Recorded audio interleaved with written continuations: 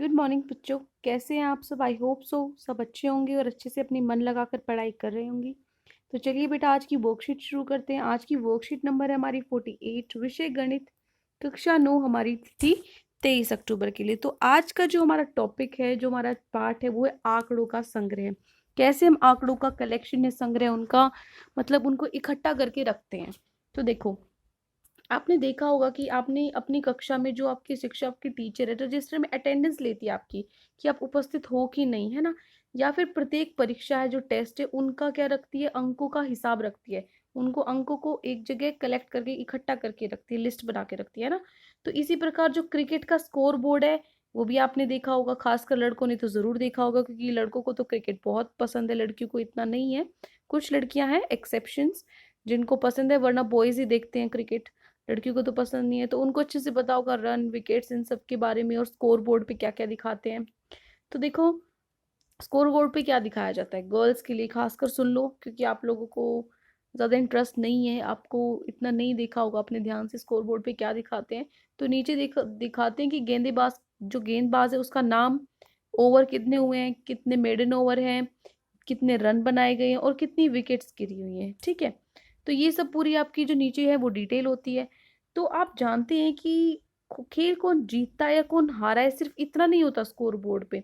Score board पे आप खेल के बारे में और भी बाकी सूचनाएं प्राप्त करते हैं, जैसे उनकी जो महत्वपूर्ण इंफॉर्मेशन होती है। जैसे उदाहरण के तौर पर, सबसे ज्यादा रन किसने बनाए हैं, वो खिलाड़ी, सबसे ज्यादा समय कितने लिया है, किसने कितनी गेंदों का सामना किया है, कितने तथ्यों, और बहुत सारे जो ऐसे ही एग्जाम्पल उदाहरण है जिसमें हम अंकों का प्रयोग करते हैं, आलोक का प्रयोग करते हैं। अलग अलग प्रकार की सूचनाएं देखने को हमें मिलती रहती है ना हमारे दिन दैनिकचर्या में। अब देखो, एक निश्चित उद्देश्य से एकत्रित किए गए इन तथ्यों या अंकों को, जो संख्यात्मक या अन्य रूप में से हो सकते हैं, आंकड़े कहा जाता है। अर्थात आंकड़े संख्याओं के वह संग्रह जो सूचनाएं देने के लिए एकत्रित किए जाते हैं। क्या ध्यान रखना है, जो संख्याएं हम प्रयोग करते हैं ना, अंक जो हम प्रयोग करते हैं, काउंटिंग वगैरह या कुछ भी, जरूरी नहीं है अंक, फिगर्स वगैरह जो हम करते हैं, जो डाटा, तो उसमें जो संग्रह है वो क्या होता है, कुछ सूचनाएं एकत्रित इकट्ठी कर लेते हैं कुछ सूचना को, वो क्या हो जाता है, आंकड़ों संख्याओं का वे संग्रह है। ठीक है।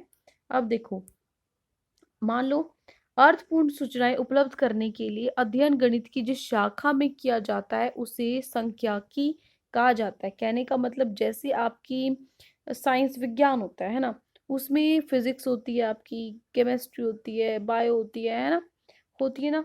तो उसी तरीके से आपका जो मैथ होता है ना, उसके भी क्या होते हैं, भाग होते हैं। जैसे एक होता है स्टैटिस्टिक्स, जिसको हम इंग्लिश में बोलते हैं और हिंदी में बोलते हैं सांख्यिकी। इसमें हम वो ये मैथ की, गणित की वो शाखा है जिसमें हम जो सूचनाएं हमारे पास उपलब्ध है, उसमें अर्थपूर्ण सूचनाएं उपलब्ध कराने से संबंधित अध्ययन करते हैं, कि उसमें से जो अर्थ, जो इम्पोर्टेंट, जो महत्वपूर्ण है हमारे लिए संख्याओं में से, उनको निकालना, किस तरीके से निकाल सकते हैं, वो किससे हमें आता है, संख्या की, स्टैटिस्टिक्स से। ठीक है।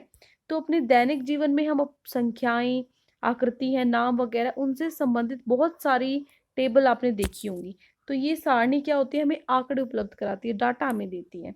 तो ये आंकड़े के संग्रह से संबंधित अपनी समझ को और बेहतर बनाने के लिए, अब आपको कुछ बच्चे हैं जिनको समझ में नहीं आया होगा क्या चल रहा है, क्या आंकड़े, कौन सी संख्या, तो उदाहरण से सीखो। अब आपको पता लग जाएगा मैं क्या कहना चाह रही हूँ। फॉर एग्जाम्पल देखो, उदाहरण के तौर पे, अगर आपको बोला गया है कि आपको अपनी कक्षा के किन्हीं 20 विद्यार्थियों की क्या करनी है, लंबाई मापनी, कौन कितना लंबा है सेंटीमीटर में।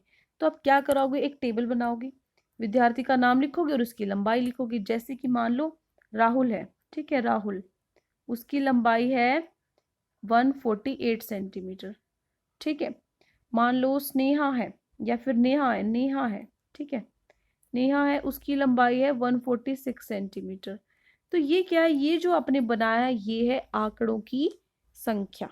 ठीक है, आंकड़ों का संग्रह है, मतलब जो आंकड़े हैं आपने उसका संग्रह, उसको इकट्ठा करके एक टेबल बना लिया ना। तो ये क्या है, आंकड़ों का संग्रह। ये तो तब से जो मैं पूरी इसमें समझा रही थी, सिर्फ इतना ही बोल रही हूँ कि जो आपकी संख्याएं हैं, जो आपकी इंफॉर्मेशन है, जो आपके पास आंकड़े हैं, उनको एक तरह से, तरीके से आपने रखा हुआ है, वो क्या है, आपका आंकड़ों का संग्रह है। ठीक है। दूसरा एग्जाम्पल ले लो। दूसरे एग्जाम्पल, मान लो आपकी कोई ऑनलाइन क्लास है, ठीक है, एक हफ्ते से जितने बच्चे अनुपस्थित हैं, जो एब्सेंट है क्लास में, उनका आपको रिकॉर्ड रखना है, आंकड़ा, उनके आंकड़ों का संग्रह करके एक तालिका बनानी है आपको। जैसे कि आपका दिन है सोमवार, ठीक है, सोमवार को कितने बच्चे एब्सेंट थे, कितने बच्चे नहीं आए, तो मान लिख दिया आपने 3 बच्चे, ठीक है। उसके बाद आता है आपका मंगलवार, ठीक है, मंगलवार को कितने बच्चे नहीं आए, मंगलवार को 2 बच्चे नहीं आए, ठीक है। तो ये क्या है, ये भी क्या है, एक आंकड़ों का संग्रह है। तो यहाँ पे आपने 2 उदाहरण देखे, तो उन 2 उदाहरण में से बेटा ध्यान से देखो, जो पहले वाला क्रियाकलाप है, ये एक्टिविटी है आपके लिए, ये देखो आपको अपनी फेयर नोटबुक में नहीं लिखना।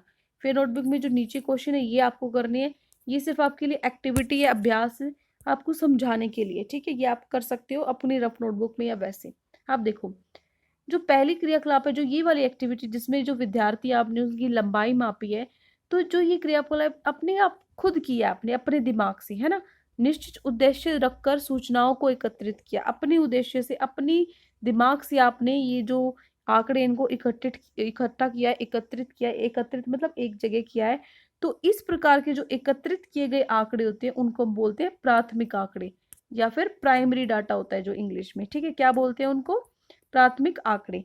तो जो दूसरा क्रियाकलाप है जिसमें ये सूचनाएं अपने विद्यालय से अपने रिकॉर्ड, अब ये देखो ऑनलाइन क्लास में कौन कौन एब्सेंट है आपको क्या पता, आप तो अपनी क्लास लेते हो और चले जाते हो, लेकिन आपके टीचर जो आपका अध्यापक है उनको पता है कि कितने बच्चों ने ली है, कितने बच्चों ने नहीं ली है। तो इसमें क्या है, आपको अपने विद्यालय से रिकॉर्ड देखना पड़ेगा सूचना प्राप्त करने के लिए, है ना। तो ये क्या हो जाएगा, इस तरह के जो आंकड़े होते हैं वो होते हैं सेकेंडरी डाटा, जिसको हम बोलते हैं गौण आंकड़े, ठीक है। क्या बोलते हैं, गौण आंकड़े, जो आपको खुद नहीं, आपको दूसरे से स्कूल रिकॉर्ड या कहीं से रिकॉर्ड आपको लेना पड़ेगा। अब देखो नीचे है आपके प्रश्न, 2 प्रश्न दिए हुए हैं आपके। पहला प्रश्न है, उन आंकड़ों के 2 उदाहरण आपको देने हैं जो आपके जीवन में आपने इकट्ठे किए हैं। तो एक उदाहरण जैसे मैं आपको दे देती हूँ, आपकी मम्मी ने, आप दूध लेते हो कोई, तो दूध आता है तो आप पूरी एक रिकॉर्ड होता है, 1 से लेकर 31 तारीख तक हम लिखते हैं कि आज इतना आया, आज इतना आया, है ना। तो 1 तारीख को 2 किलो आया, 2 तारीख को भी 2 किलो आया, किसी तारीख को आया नहीं है, 0 हो गया, 3 तारीख को हमने ज्यादा ले लिया, 2.5 किलो ले लिया, है ना। तो रिकॉर्ड रखते हैं हम दूध का। तो ये भी एक एग्जाम्पल, ये भी एक उदाहरण हो गया, किसका, जो आंकड़ों का संग्रह है उसका। ऐसे ही आपको जो अभी मैं लिखवा रही हूँ, इनके अलावा आपको 2 उदाहरण कमेंट्स में आप मेरे को बताओगे, तभी समझ में आएगा कि आपने, आप पढ़ रहे हो कि नहीं पढ़ रहे हो, मुझे भी पता चलना चाहिए, है ना। तो कम से कम मेरे पास 100 बच्चों के कमेंट्स आने चाहिए कि बच्चों ने पढ़ा है कि नहीं पढ़ा है, ठीक है। तो फटाफट से 2 उदाहरण मुझे दो, मेरे अलावा ये वाला दूध वाला छोड़ के आपको 2 उदाहरण, या जो मैं भी आपको लिखवाऊंगी उनके अलावा, जो आपके दिन में दैनिक चर्या में, डेली लाइफ में जो आप कलेक्शन ऑफ डाटा करते हो, इकट्ठा करते हो, एकत्रित करते हो आंकड़ों को, वो आपको बताने हैं। तो फटाफट से बताओ। ये देखो आपका, इसका नंबर लिखोगे, उत्तर नंबर 1 का आंसर लिखोगे, 2 उदाहरण बताने हैं। पहला हो गया घर का खर्च, दैनिक लिख लेना ब्रैकेट में, या फिर लिख सकते हो घर का दैनिक खर्च। मतलब क्या है कि जो आपका रोज का खर्चा होता है उसका रिकॉर्ड बना रहे हो, आज मेरे 50 रुपए खर्च हुए, आज मेरे 100 रुपए खर्च हुए, ठीक है। उसके बाद है दूसरा उदाहरण, परिवार के सदस्यों का वजन। मान लो कोई घर में मोटा है, आपकी मम्मी मोटी है, मैं जरूरी नहीं कह रही आपकी मम्मी मोटी है, लेकिन कोई भी, जैसे जिसकी कुछ की मम्मी होती है मोटी, डाइटिंग करती हैं, मतलब जिम में जाते हैं पतला होने के लिए, पापा भी मोटे हो सकते हैं, मम्मा नहीं, जरूरी नहीं है, खुद भी मोटे हो सकते हैं। तो क्या करते हैं हम, रिकॉर्ड मेंटेन करते हैं, भाई अब मेरा वेट इतना हो गया, अब मेरा इतना वेट हो गया, है ना, आंकड़े रखते हो आप, हिसाब रखते हो। तो वो भी एक उदाहरण के तौर पे आप लिख सकते हो, ठीक है। तो लिखोगे परिवार के सदस्यों का वजन। तो ये 2 हो गए आपके उदाहरण, ये हो गया आपका प्रश्न नंबर 1। अब चलते हैं हमारे प्रश्न नंबर 2 पे। प्रश्न 2 है, नीचे दिए गए आंकड़ों में से आपको बताना है प्राथमिक आंकड़े कौन से हैं और गौण आंकड़े कौन से हैं, ठीक है, आपको पहचानना है। पहला है कक्षा 9 के 10 विद्यार्थियों के जूतों के माप। आपकी क्लास में बच्चे हैं, उसमें से आपने 10 बच्चों के जूते का माप लिया है, किसका कितना नंबर है, ठीक है। 10 नंबर का जूता आता है, 8 नंबर का जूता आता है। तो ये काम आप खुद कर सकते हो या आपको रिकॉर्ड ढूंढना पड़ेगा किसी का। तो क्या होगा, ये क्या करना पड़ेगा आपको, ये खुद कर सकते हो आप। तो ये क्या हो जाएगा, प्राथमिक आंकड़ा, ठीक है। तो यहाँ लिख दोगे फर्स्ट में प्राथमिक, प्राथमिक आंकड़ा, ठीक है, या आंकड़े लिख सकते हो। दूसरा है, आपके नहीं 20 मित्रों के रक्त समूह, उनका जो ग्रुप क्या है, ब्लड ग्रुप क्या है, A positive, B positive, O positive, वो क्या है। तो देखो अब हॉस्पिटल में तो आपकी क्लास ये तो है नहीं, हॉस्पिटल में जाओगे आप कहोगे मेरी क्लास के बच्चों का ब्लड ग्रुप दे दो, क्या वो दे देगा? आप उसको क्या पता आपकी क्लास में कौन बच्चे किसका ब्लड ग्रुप है ना? तो आप कहाँ से कलेक्ट करोगे? वो उन बच्चों से ही लोगे। तो ये आपको खुद अपने दिमाग से बच्चों के पास जाकर उनसे पूछकर आपको क्या लिखना पड़ेगा, उनकी ब्लड ग्रुप उनकी रक्त का समूह लिखना पड़ेगा। तो ये भी क्या हो जाएगा, प्राथमिक आंकड़े हो जाएगा। ठीक है, प्राथमिक आंकड़े।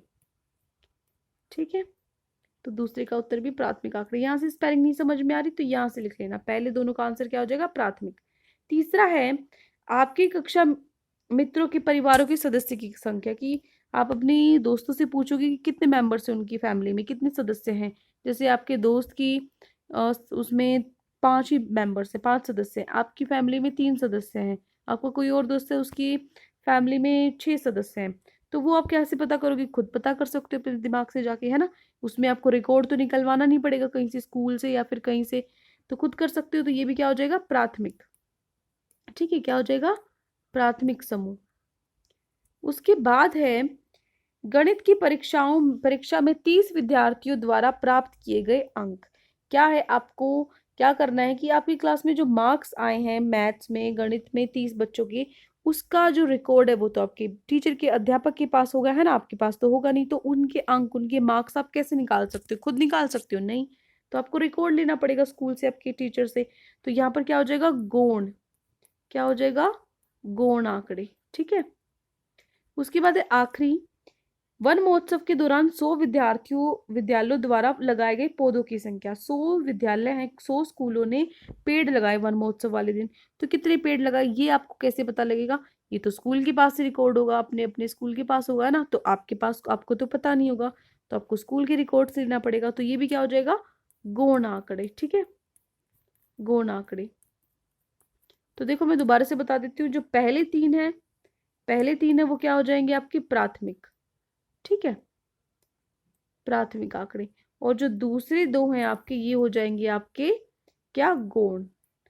ठीक है, तो ये आज वर्कशीट में आपकी गिवन थे क्वेश्चंस। आई होप आपको अच्छे से समझ में आ गए होंगे। और अगर आपको कोई भी डाउट है पूरी वर्कशीट में तो आप कमेंट्स में हमसे पूछ सकते हैं। और अगर आपको हमारी वीडियो अच्छी लगे तो हमारे चैनल को सब्सक्राइब भी कर सकते हैं। Thank you and have a great day.